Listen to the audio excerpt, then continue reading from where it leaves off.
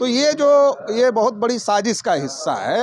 One nation one election बहुत बड़ी साजिश का हिस्सा है। दूसरी बात ये है कि चलो आपने एक बार कर दिया, पहली बार जब चुनाव हुआ तो एक साथ ही तो हुआ था, लेकिन फिर कहीं कम सीटें आई तो मध्यावधि चुनाव करना पड़ता है।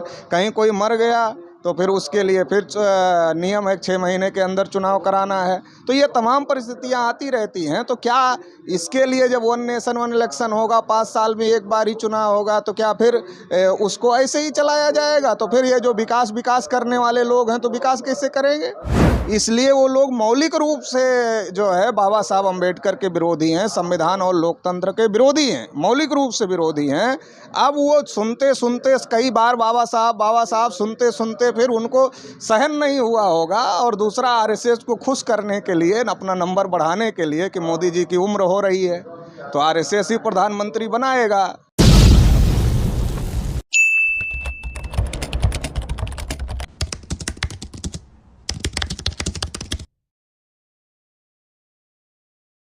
नमस्कार, जोहार, जय मूलवासी। मैं हूं विनोद कुमार देव। आप देख रहे हैं voice Republica, the voice of real representation. साथियों, हमारे साथ हैं राष्ट्रीय पिछड़ा वर्ग मोर्चा के राष्ट्रीय अध्यक्ष माननीय चौधरी विकास पटेल जी।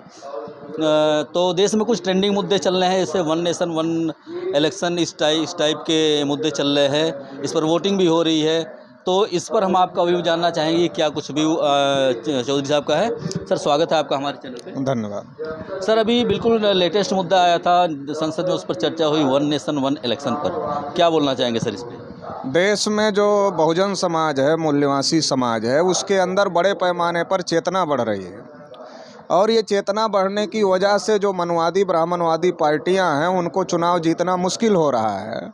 तो इसलिए वो चुनावों में तमाम प्रकार की गड़बड़ी कर रही है, तमाम प्रकार के घोटाले कर रहे हैं। जैसे अभी महाराष्ट्र चुनाव में मुद्दे उठे, हरियाणा चुनाव में तमाम मुद्दे उठे, और 2024 के लोकसभा चुनाव में एडीआर ने जो कॉन्फ्रेंस किया दिल्ली में, तो एडीआर ने कहा कि ऑल इंडिया की केवल 4 सीटों पर वोटिंग परसेंटेज मैच हुए हैं, कि जितना वोट पड़ा था उतने ही वोट गिने गए, नहीं तो या तो कम गिने गए या तो ज़्यादा गिने गए।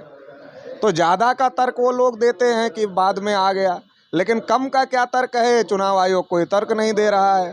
तो अभी यूपी में उपचुनाव हुए तमाम सीटों पर, तो उस पर बड़े पैमाने पर बूथ कैप्चरिंग से लेकर के और तमाम प्रकार पुलिस द्वारा लोगों को वोटिंग से रोकने से लेकर के तमाम प्रकार की धांधली की गई। तो ये जो शासक वर्ग के लोग हैं, इन लोगों को बड़ा संकट हो गया है। संकट ये हो गया है कि अगर बार बार चुनाव होते रहते हैं तो बार बार इनको इस प्रकार का मैनेजमेंट बनाना पड़ता है। इसमें बड़ी दिक्कत आ रही, क्योंकि जनता भी जागृत हो रही। सोशल मीडिया का ज़माना है, हर आदमी वीडियो बना ले रहा है, वायरल कर दे रहा है। जैसे 4-6 पुलिसकर्मी 2000 अभी जो ये उपचुनाव हुए यूपी के, चुनाव आयोग को सस्पेंड करना पड़ा, क्योंकि विपक्षी लोगों ने लगातार वो वीडियो बना करके चुनाव आयोग को भेजने का काम किया। तो ये बड़ी परेशानी उनको लगती है, बार बार ये गड़बड़ी करने का मैनेजमेंट बनाना पड़ता है। तो ये एक बार में ही होगा चुनाव, तो एक बार में ही मैनेजमेंट हो जाएगा, एक बार में ही मैनेजमेंट हो जाएगा, तो 5 साल के लिए शांति रहेगी। दूसरा क्या है कि वो जो लागू करना चाहते हैं बहुत सारी चीज़ें हम लोगों के खिलाफ में, तो जब हर तीसरे महीने, हर छठे महीने, हर साल कहीं ना कहीं का चुनाव है, तो हमारे खिलाफ वो जो काम करना चाहते, फिर उनको डर लगता कि यार ये करेंगे तो फिर वोट लेने जाना, ये करेंगे फिर वोट लेने जाना। हर छठे महीने पर, हर साल में कहीं ना कहीं किसी राज्य में चुनाव है। तो ये जो उनके सामने संकट है 2 प्रकार का, कि एक तो तानाशाही नहीं कर पा रहे हैं, चूँकि बार बार चुनाव है तो पब्लिक के बीच में जाना है, और पब्लिक के बीच में जाना है तो अगर पब्लिक के विरोध में काम करेंगे तो उनको सबक सिखाएगी। तो ये भी उनके सामने संकट है। दूसरा, चुनाव में गड़बड़ी करने के लिए जो बड़ा मैनेजमेंट वो करते हैं, पैसे से लेकर के बहुत सारी चीज़ों का, तो वो भी उनके सामने चुनौती है, संकट है। तो इसलिए उन्होंने इसका आसान रास्ता निकाला कि वन नेशन वन इलेक्शन के नाम पर। तो वन नेशन वन इलेक्शन के नाम पर वो ये चाहते हैं कि एक बार में ही चुनाव हो, तो एक बार ही हमको सारा सेटअप मैनेजमेंट करना पड़ेगा, और 5 साल के लिए हम जो चाहेंगे वो करते रहेंगे, हमारे ऊपर दबाव नहीं रहेगा 5 साल तक चुनाव में जाने का। अब जब चुनाव का समय आएगा तो 1 साल पहले से फिर हमको क्या करना है, क्या मुद्दे, वो तैयारी हम करेंगे। तो ये बहुत बड़ी साजिश का हिस्सा है। वन नेशन वन इलेक्शन बहुत बड़ी साजिश का हिस्सा है। दूसरी बात यह है कि चलो आपने एक बार कर दिया, पहली बार जब चुनाव हुआ तो एक साथ ही तो हुआ था, लेकिन फिर कहीं कम सीटें आई तो मध्यावधि चुनाव करना पड़ता है। कहीं कोई मर गया तो फिर उसके लिए फिर नियम है 6 महीने के अंदर चुनाव कराना है। तो ये तमाम परिस्थितियां आती रहती हैं। तो क्या इसके लिए जब वन नेशन वन इलेक्शन होगा, 5 साल में एक बार ही चुनाव होगा, तो क्या फिर उसको ऐसे ही चलाया जाएगा? तो फिर ये जो विकास करने वाले लोग हैं तो विकास कैसे करेंगे? तो ये बहुत बड़ी साजिश का मामला है। तो इसको लोगों को समझने की ज़रूरत है और इसके विरोध में खड़े होने की ज़रूरत है। सर, एक मामला और देखने को मिला कि देश का जो गृह मंत्री है, उस आदमी, उस व्यक्ति के मुंह से, उस शख्सियत के मुंह से इस तरीके के बयान जारी किए जा रहे हैं बाबा साहब के नाम पर। बाबा साहब, भगवान का नाम लिया होता तो 7 जन्मों तक स्वर्ग मिल गया होता। इस पर क्या बोलेंगे सर आप? हमने सुना है कि वो जो अमित शाह जी हैं वो जैन हैं, और जैन तो समता, स्वतंत्रता और बराबरी की बात मानते थे। अगर महावीर जी के बारे में हम लोग पढ़ते हैं तो बराबरी की बात मानते थे। लेकिन अमित शाह जी के द्वारा जिस प्रकार का बयान दिया गया, उससे ये बात समझ में आ रही है कि जो आरएसएस है, तो आरएसएस ब्राह्मणवादी वर्चस्व को मजबूत करने के लिए काम करने वाला संगठन है, और बीजेपी आरएसएस का ही सहयोगी संगठन है, ऐसा कहा जाता है। और ये भी कहा जाता है कि बीजेपी में प्रधानमंत्री कौन बनेगा ये आरएसएस तय करता है। तो आरएसएस खुश कब होगा? क्योंकि आरएसएस तो ब्राह्मणवादी वर्चस्व को चाहता है, और बाबा साहब ने पूरा जीवन लगाया समता, स्वतंत्रता, बंधुता और न्याय स्थापित करने के लिए। और संविधान जो लिखा, संविधान में सबको बराबर कर दिया, एडल्ट फ्रेंचाइज दे दिया, सबको वोट का अधिकार दे दिया। तो ये ब्राह्मणवादी वर्चस्व के लिए खतरा है। तो ये ब्राह्मणवादी वर्चस्व को जो खतरा पैदा किया बाबा साहब डॉक्टर अंबेडकर ने, और जो सबको एक समान अधिकार दिए, सबको बराबर किया कि कोई ऊंचा नीचा नहीं है, कोई ब्राह्मण क्षत्रिय वैश्य के आधार पर किसी के साथ कोई भेदभाव नहीं होगा, बल्कि भारत के नागरिक के आधार पर सबके साथ समान व्यवहार होगा, संविधान और कानून की नज़र में सभी लोग बराबर हैं। ये बात उन लोगों को हजम नहीं हो रही है, आरएसएस बीजेपी के लोगों, इसलिए वो लोग मौलिक रूप से जो है बाबा साहब अंबेडकर के विरोधी हैं, संविधान और लोकतंत्र के विरोधी हैं, मौलिक रूप से विरोधी हैं।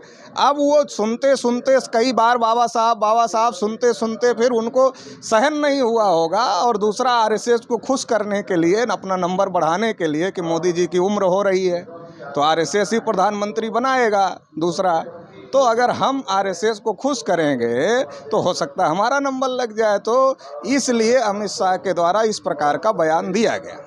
लेकिन जो दूसरी महत्वपूर्ण बात ये है कि जो ख़ास तौर से कांग्रेस पार्टी के द्वारा बाबा साहब डॉक्टर अंबेडकर का हमदर्द होने का, और इस समाज का हमदर्द होने का, और संविधान लोकतंत्र का हमदर्द होने का जो ढोंग रचा जा रहा है, उस ढोंग में भी कोई सच्चाई नहीं है। जितना मनवादी पार्टी बीजेपी है, उससे कम मनवादी पार्टी कांग्रेस नहीं है। अगर आप बाबा साहब अंबेडकर जब जीवित थे तब बीजेपी मजबूत नहीं थी, तब कांग्रेस ही थी।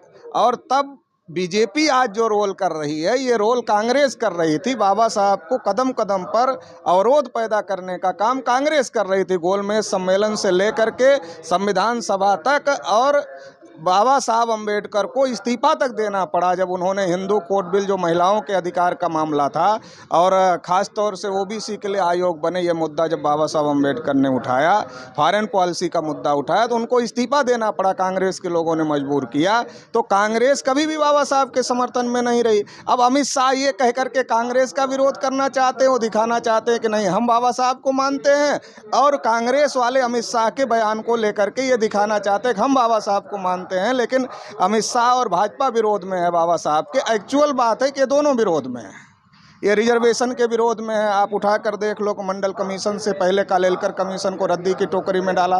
मंडल कमीशन के खिलाफ कांग्रेस भी थी, बीजेपी थी। राजीव गांधी को लोग कहते थे बोलना नहीं आता, मगर वो घंटों भाषण किए मंडल कमीशन के खिलाफ में। जाति जनगणना कांग्रेस ने नहीं किया, महिला आरक्षण बिल कांग्रेस ने लाया तो ओबीसी को कोटा नहीं दिया, और बीजेपी ने पास किया तो बीजेपी ने भी कोटा नहीं दिया। तो इनकी नीतियाँ कहाँ अलग अलग हैं? इनकी दोनों की नीतियाँ एक है। ये दोनों संविधान लोकतंत्र की विरोधी हैं। इंदिरा गांधी ने बेईमानी करके चुनाव जीता था, कोर्ट ने उनकी सदस्यता रद्द किया था, और ईवीएम लाया उन लोगों ने। और अभी बीजेपी वाले गड़बड़ी कर रहे हैं चुनाव में, वो चुनाव में गड़बड़ी करके चुनाव। तो दोनों में क्या अंतर है? दोनों में कोई अंतर नहीं है। दोनों म्यूचुअल अंडरस्टैंडिंग से काम कर रहे हैं और जनता को मूर्ख बना रहे हैं कि हम अलग अलग हैं। तो इसलिए जनता को इस बात के लिए सतर्क होना चाहिए। और देश में मूल निवासी बहुजन समाज का तीसरा विकल्प निर्माण करने का काम करना चाहिए। ओके सर, बहुत बहुत धन्यवाद। साथियों, आपसे माननीय चौधरी विकास पटेल जी, आपने आपकी बातों को सुना। आगे भी हम आपके व्यू से, आइडियोलॉजी से वाकिफ़ कराते रहेंगे। तो अगली वीडियो तक बने रहिए हमारे साथ। मिलते हैं अगली वीडियो में, तब तक के लिए नमस्कार, जोहार, जय मूलवासी।